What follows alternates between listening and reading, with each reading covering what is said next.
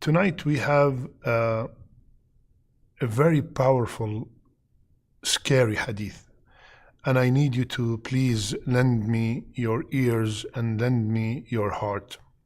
The hadith is in Bukhari, 100% authentic, and the hadith is Qudsi. So Rasulullah ﷺ told us that Allah Azza wa Jal said. So what is the hadith? Rasulullah ﷺ said that Allah said, I am the opponent of three kinds of people on the day of judgment. A person who makes a covenant in my name and betrays it. And a person who sells a free person and eats his price. And a person who hires somebody, get the job done, and never pay their wages. Allahu Akbar. Very scary hadith. My brothers and sisters, if the mayor, if the governor, if the president, if someone in authority is your opponent, you will be having sleepless nights.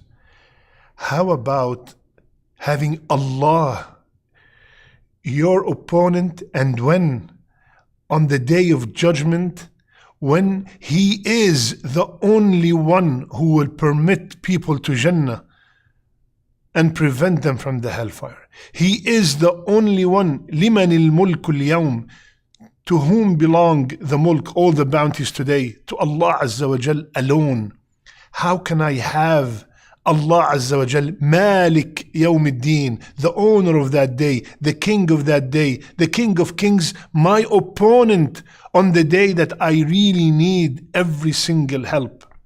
So we have to make sure that we are not among these three people.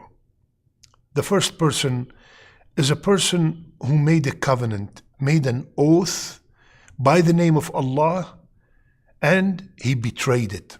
What does that mean? Someone told another person, Wallahi, by Allah, if you keep this with me, this amana, when you come back, you will have it the same. I promise you, by Allah, I will protect it. With the intention, pre-intention to betray. Not something happened, emergency, an accident. No. He already had the intention to betray the person, and he used the same of Allah to gain the trust of that person. By Allah, if you give me that money, by Allah, I'm going to give it back to you Ramadan first. He already knows he's not going to pay it. He doesn't want to pay him. He just want to take that money and deceive the person. Any kind of promise using Allah's name, making yameen, and betraying it on purpose,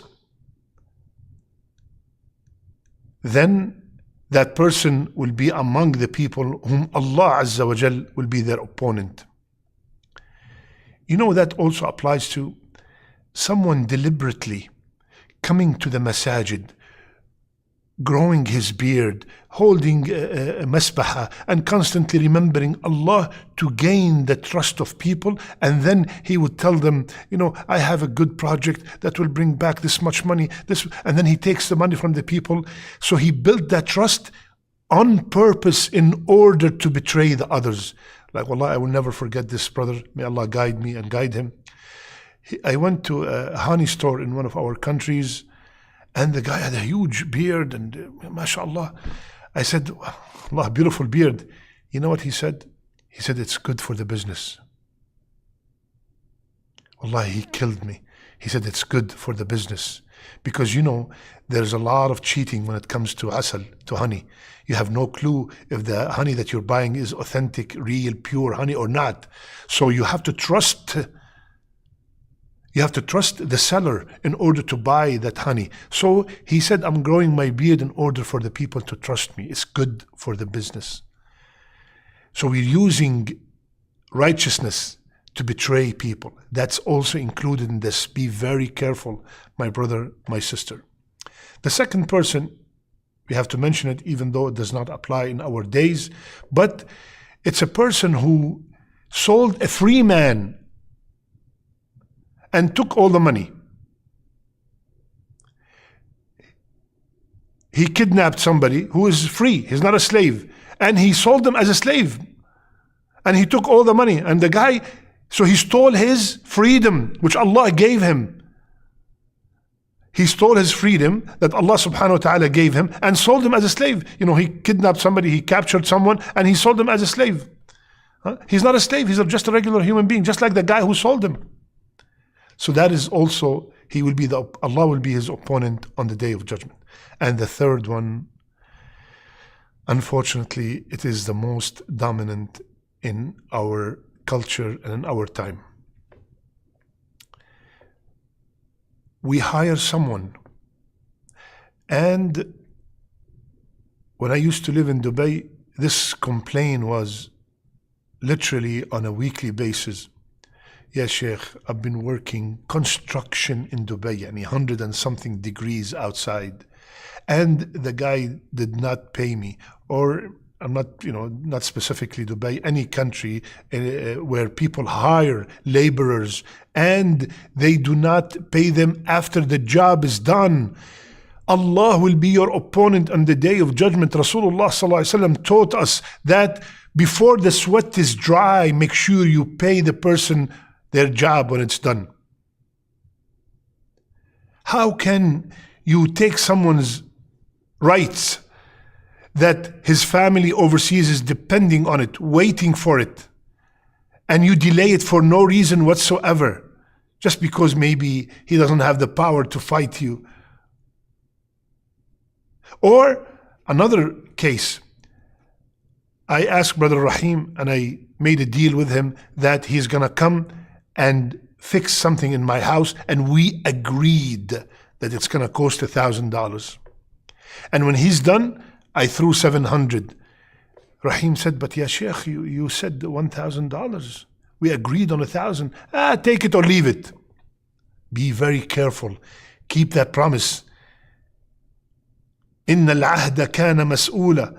That promise that you gave, you will be questioned about it. And not only that, Allah will be your opponent on the day of judgment. None of us can afford that. Whatever the deal that you made with that person, with that company, with that contractor, you have to fulfill that deal if the job is complete and done. Otherwise, wallahi, the result is not pleasing to anyone. So Allah Azza wa Jal said, I am the opponent of these three kinds of people. A person that makes a covenant and betrays it on purpose. The second is a person that sells a free man and takes the money. And a person who hires somebody, get his job done, and then he does not pay his wages. May Allah subhanahu wa ta'ala protect us. May Allah make us from the people who listen and apply. May Allah make our last deeds our best deeds. May Allah permit us into Jannah without any punishment. May Allah make our last words La ilaha illallah. I love you all for the sake of Allah. Please subscribe and forward this material so we could all benefit bi'idhnillah. Jazakumullah khair. Subhanakallahumma bihamdik. Nashhadu an la ilaha illa ant. Nastaghfiruka wa natubu ilayk.